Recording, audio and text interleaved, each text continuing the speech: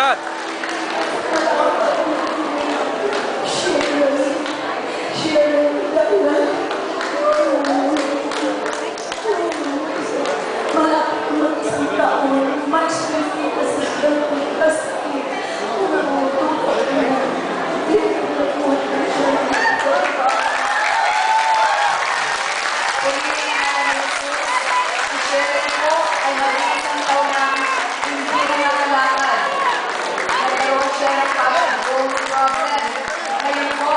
Tinutulak na ang kanyang wheelchair. Purihin ang ngalan ni Jesus.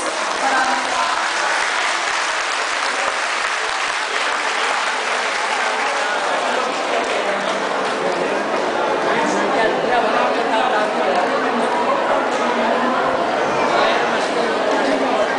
purihin ang ngalan ni Jesus. Si Olivia po, after that we pray over the Father, gumaan ang kanyang pakiramdam.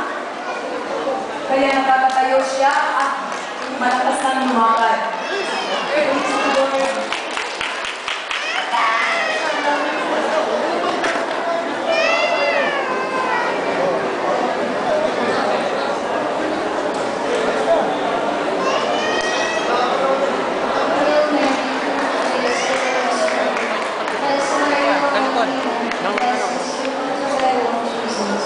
Holy Mary, Mother of God, pray for us sinners, now and at the hour of our death. Amen. Hail Mary, full of grace, the Lord is with you. Blessed are you among women, and blessed is the fruit of your womb, Jesus.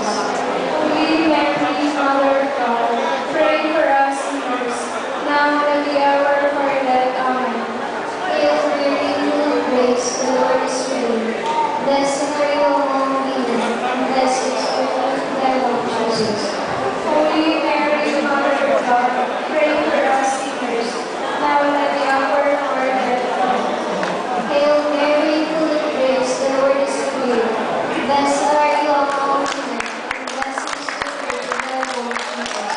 Holy Mary, Mother of God, pray for us sinners, now and at the hour of our death. Hail Mary, full of grace, the Lord is with you. Blessed are you among women, and blessed is the fruit of thy womb, Praise the Lord, si Sister Gladys po ay 6 years hindi nakakalakad ng diretsyo. Ngayon, siya na po ang